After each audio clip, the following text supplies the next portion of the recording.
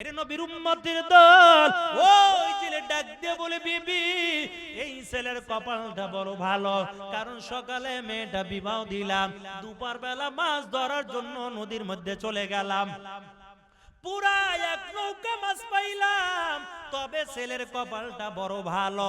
এরে আল্লাহর বান্দা, রাত্র অনেক হয়ে যাইতেছে, 12টা 25 বাজে, আর 5 মিনিটের মধ্যে ইনশাআল্লাহ মোনাজাত দিয়া দিব, তবে স্বামী স্ত্রী দুজন বাসর করে দিয়া যায়। এরে আল্লাহর বান্দা, ওদিক থেকে বিবি ডাক দিয়া বলে, স্বামী আমার এই ছেলের কপাল যত ভালো আগে আমার জানা ছিল না। ছেলে ডাক দিয়া বলে, বিবি তবে বাকি মাছগুলো বিক্রয় করে বাসর ঘরটা সাজানোর জন্য মালামাল নিয়ে আসলাম। এরে বিবি বড় মাছটা আলাদা করে রাখলাম, এই মাছটা তুমি নিজে কাটবা না, মেয়ের হাতের মধ্যে দিবা, মেয়ে নিজে মাছটা কাটবে, নিজে ভাজি করবে, নিজে তার স্বামীকে খেতে দিবে, কারণ আজকে তার বাসর রাত। মাছটা নিয়ে মেয়ের হাতের মধ্যে দিবা, জেলের বিবি নিয়ে মাছটা মেয়ের হাতের মধ্যে দেয়, আর ডাক দিয়ে বলে, সন্তান সুন্দর করে মাছটা কাটবা, তোমার নতুন জামাই আজকে তুমি মাছটা সুন্দর করে ভাজি করবা, তোমার হাত দিয়া তোমার স্বামীর মুখের মধ্যে দিবা। ও পর্দার আড়ালের মাগো, তোমার স্বামীরও খেদমত করবা।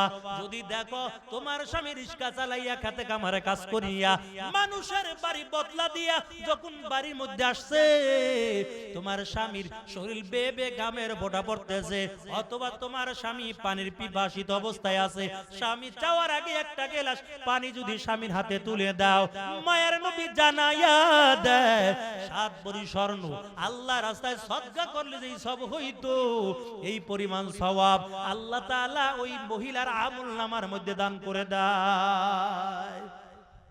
আজকে বাড়ি যাইয়া কইন একটা গ্লাস পানি দাও, মাইরও খাইতে পারেন, বউরতে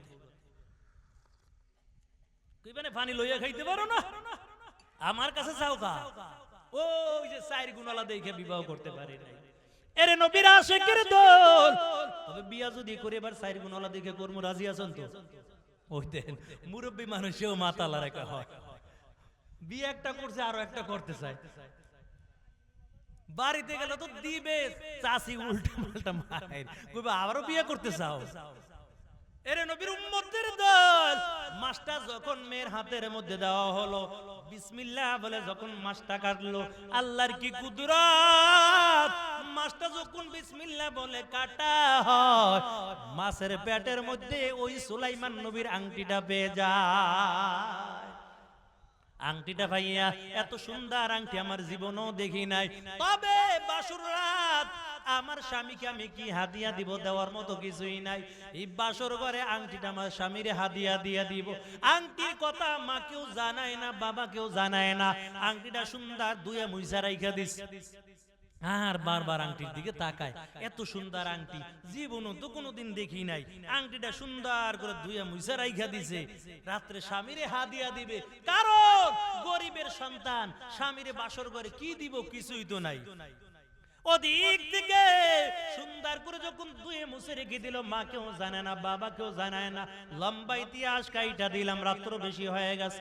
এরে মুমিন, বাসর ঘরে ঢোকার পর 2 রাকাত নামাজ আদায় করিয়া আল্লাহর কাছে হাত দুইটা বাড়াইয়া কাঁদে আর বলে, মালিক 1 বছর ধরে সুলাইমানকে পাওয়ার জন্য আল্লাহ তোমার কাছে দোয়া করলাম, আয় আল্লাহ তবে আমার দোয়া তুমি বুঝি কবুল করো নাই, আমার বাবা আরেকজন যুবকের সঙ্গে বিয়া দিয়া দিয়েছে, আয় আল্লাহ তবে দুনিয়ায় আর বুঝি সুলাইমানকে পাইলাম না, তবে দুনিয়ায় যদি সুলাইমানকে না পাই, আয় আল্লাহ ওই পরকালে জান্নাতের ময়দানে সুলাইমানের বিবি হিসাবে তুমি আমাকে কবুল করে নিও। এমন করে করে দোয়া করে আর চোখের পানি ছেড়ে দিয়ে কাঁদে। সুলাইমান নবী বাসর ঘরে ঢুকে গেল, বাসর ঘরে ঢোকার পর নজর করে তাকে হাত বাড়াইয়া কি জানি দোয়া করে মালিকের কাছে বল, এরে আল্লাহর বান্দা সুলাইমান পয়গম্বর ডাক দিয়া বলে, এরে বিবি তোমার দিলের মধ্যে কি দুঃখ বলো, কেন তুমি কান্না করো বলো, তোমার দিলের মধ্যে কোনো চাহিদা ছিল কিনা, দুনিয়ায় কোনো আশা ভরসা ছিল কিনা, এক কথায় দুনিয়ায় কাউরে পছন্দ করছো কিনা, কও কথা কইতেছে, কথা বলতে বলতে মেয়েটা ডাক দিয়ে কয়, হয় একজনের পছন্দ করতাম। সুলাইমান নবী চমকে গেছে, কি ব্যাপার, কোন প্রেম করা মাই আবার বিয়া করলাম, কোন মুসিবত ঘটাইলাম, কাকে পছন্দ করতে বলো। মেয়েটা ডাক দিয়া বলো, স্বামী আমার, আমার দিলের কথা বলে আর আপনার কাছে কি লাভ। সুলাইমান নবী ডাক দিয়া বলে, বিবি বলো কি হইছে বলো, কার জন্য বড় পাগল। মেয়েটা ডাক দিয়া বলে, স্বামী আমার, আমি রাজ্যের বাদশা সুলাইমানের জন্য বড় পাগল ছিলাম। সুলাইমান নবীকে খাইছে, আমার জন্য পাগল আমি জানি না, কিন্তু এখনো তো নামের পরিচয় দেয় না। কারণ যদি নামের পরিচয় দেই বাসর ঘরে ফিরা শুরু হয়ে যাইব, বেটা নকল সুলাইমান, এই জন্য নামের পরিচয় এখনো দেয় না। সুলাইমান নবী চিন্তা করে আমার জন্য বড় পাগল আর আমি জানি না। আবার ডাক দিয়ে কই, এরে বিবি কেন সুলাইমানের জন্য বড় পাগল। মেয়েটা ডাক দিয়ে বলে, স্বামী আমার, দুনিয়ার টাকা পয়সার লোভের জন্য না, বাড়ি গাড়ি মালিক হওয়ার জন্য না, ওই পরকালে আমি যদি কিয়ামতের ময়দানে একজন নবীর বিবি হইয়া যদি মালিকের সামনে দাঁড়াইতে পারতাম, আমার জীবনটা বড় ধন্য হয়ে যাইত। সুলাইমান নবী ডাক দিয়ে বলি, বিবি তবে কার জন্য দোয়া করেছো বলো। মেয়েটা ডাক দিয়া বলে, স্বামী আমার, এই বাসর ঘরে ঢোকার পর আমি এখনো সুলাইমানের জন্য দোয়া করলাম। এই দুনিয়ার জমিনে আর সুলাইমানকে আমি চাই না, তবে জান্নাতের ময়দানে আল্লাহ যেন সুলাইমানের বিবি হিসাবে কবুল করে নেয়। সুলাইমান নবী ডাক দিয়ে বলে, এরে বিবি তবে চিন্তা করা লাগবে না, আমি দেখবো আল্লাহ এমন হতে পারে দুনিয়ার জমিনে সুলাইমানের বিবি হিসাবে তোমাকেও কবুল করে নিতে পারে। তবে কেন পাগল ছিলা?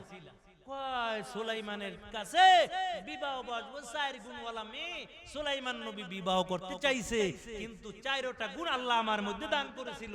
সুলাইমানের কাছে বিয়ার প্রস্তাবটা পাঠাইলাম।